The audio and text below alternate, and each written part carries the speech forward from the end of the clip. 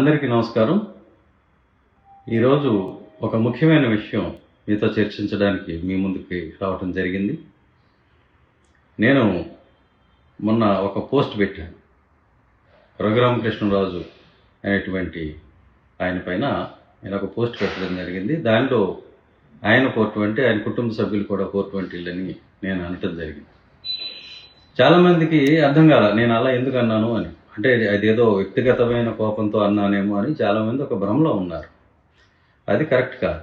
ఇందులో వ్యక్తిగతమైనటువంటి అంశాలు ఏమీ కూడా లేవు. అలాగే నేను ఒక బాధ్యత గల ప్రభుత్వ అధికారిని, ఒక సీనియర్ ఆఫీసర్ని, డీజీపీ ర్యాంక్లో ఉన్న వ్యక్తిని. నేను ఎలాంటి డాక్యుమెంటరీ ఎవిడెన్స్ లేకుండా, ఆధారం లేకుండా ఏది పడితే అది నేను మాట్లాడను. నా దగ్గర పూర్తిగా సాక్ష్యాధారాలు ఉంటాయి కాబట్టి వాటిని ఉటంకిస్తూ నేను ఆ మాటలు మాట్లాడటం జరిగింది. సో చాలామందికి ఈ విషయం తెలియదు కాబట్టి అరే ఆయన ఏదో కోపంలో అన్నాడు అని అనుకుంటున్నారు.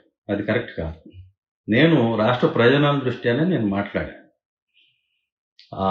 ఎఫ్ఐఆర్ సిబిఐ పెట్టినటువంటి ఎఫ్ఐఆర్ కాపీ నేను ఈరోజు ఫేస్బుక్లో, ట్విట్టర్లో కూడా నేను పోస్ట్ చేయడం జరిగింది. 20 పేజీల డాక్యుమెంటు మీరు మొత్తం చూడొచ్చు. అందులో దానిలో ఐపీసీ 420 సెక్షన్ ఉంది, అంటే చీటింగ్, క్రిమినల్ కాన్స్పిరసీ ఉంది, కుట్ర ఉంది, 120B కాన్స్పిరసీ, ఇవన్నీ కూడా ఉన్నాయి.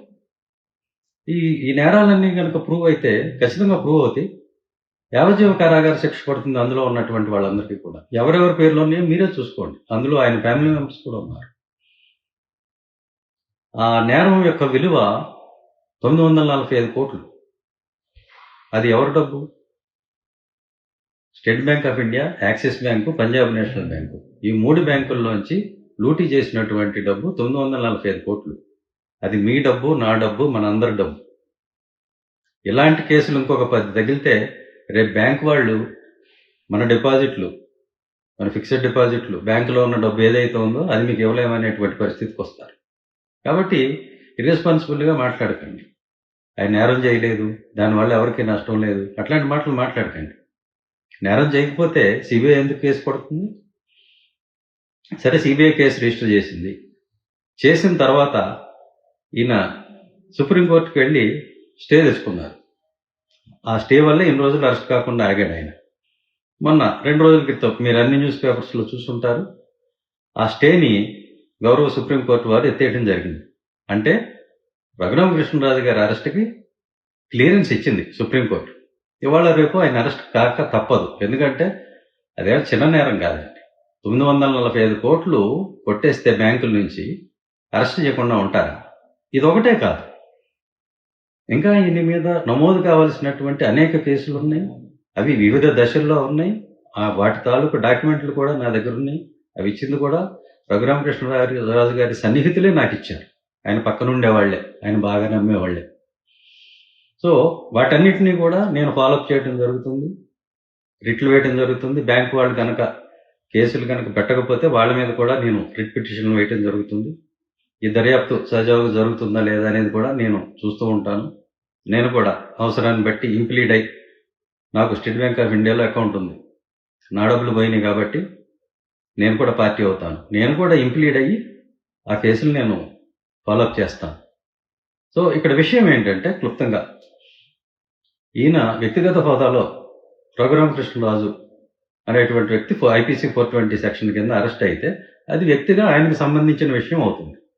కానీ ఇప్పుడు ఈయన గౌరవనీయమైనటువంటి ఒక ఉపసభాపతి పొజిషన్లో ఉన్నారు.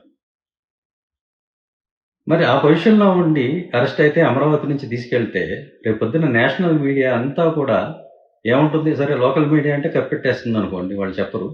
కానీ నేషనల్ మీడియా అంతా కూడా ఏం చెబుతుంది? Deputy speaker of Amaravati he's been arrested in a bank fraud అంట. అట్లాంటప్పుడు మన అమరావతి బ్రాండ్ ఇమేజ్ ఏమవుతుంది? ఆంధ్రప్రదేశ్ రాష్ట్ర పరువు ఏమవుతుంది? ఒక వ్యక్తి అరెస్ట్ అయితే అది వ్యక్తిగతమైన విషయం అని అనుకోవచ్చు. కానీ ఇక్కడ ఒక రెస్పాన్సిబుల్ పొజిషన్లో ఉన్న వ్యక్తి అరెస్ట్ అయితే it reflects on the state, it reflects on the image of the state and the brand Amaravati. కాదు అని మీరు అనుకుంటే చెప్పండి, అలాగేమవుతుంది అనుకుంటే చాలా పెరిగిపోతుంది బ్రాండ్ వాల్యూ. ఇలాంటి గౌరవనీయమైనటువంటి పొజిషన్స్లో ఉన్న వాళ్ళు ఇంకా 10 మంది అరెస్ట్ అయితే ఇంకా బ్రాండ్ వాల్యూ పెరుగుతుందని మీరు అనుకుంటే చెప్పండి. కాబట్టి నేను చెప్పేది ఏంటంటే, ఇది మన రాష్ట్ర పరువుని కాపాడుకోవాలి, బ్రాండ్ అమరావతిని కాపాడుకోవాలి. కాబట్టి ఈయన ముందు తక్షణం ఉపసభాపతి పొజిషన్ నుంచి తక్షణం తొలగించండి, ఎమ్మెల్యే నుంచి కూడా తొలగించండి. ఆ తర్వాత చట్టం తన పని తాను చేసుకుపోతుంది. అది వ్యక్తిగా ఆయన మీద రిఫ్లెక్ట్ అవుతుంది తప్ప రాష్ట్రం మీద రిఫ్లెక్ట్ కాదు. మన రాష్ట్ర ఇమేజ్ని మనం కాపాడుకున్న వాళ్ళం అవుతుంది. ఇది మాత్రమే నేను చెప్పదలుచుకున్నాను. నేను చెప్పిన దాంట్లో ఏం తప్పులేదు. నేనేమి వేరే ఏం మాట్లాడట్లా, వ్యక్తిగతంగా నేనేం మాట్లాడట్లా. నేను రాష్ట్ర ఇమేజ్ కోసం నేను మాట్లాడుతున్నాను. గౌరవనీయులైన ముఖ్యమంత్రి గారు, ఉప ముఖ్యమంత్రి గారు, dynamic leader, young leader Nara Lokesh గారు, వీళ్ళంతా కష్టపడుతున్నారు, మనం చూస్తున్నాం. దేశ విదేశాలకు వెళ్తున్నారు, పెట్టుబడిదారుల్ని రమ్మంటున్నారు, సమ్మిట్స్ పెడుతున్నారు, పెట్టుబడులు వస్తున్నాయి, చూస్తున్నాం. మరి వాళ్ళందరూ కూడా చూస్తూ ఉంటారు కదా రాష్ట్రంలో ఏం జరుగుతుందనేది.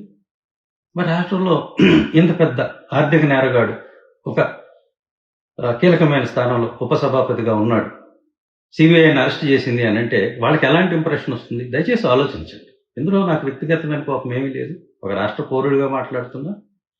సో అది వ్యక్తిగతంగా ఆయనతో పోనివ్వండి, రాష్ట్రం మీదకి తెచ్చుకోకుండా అని మాత్రమే నేను చెప్తున్నాను. So this is all my request, humble request. So thank you all. జై అమరావతి, జై స్వర్ణాంధ్రప్రదేశ్, జై భీమ్. Thank you.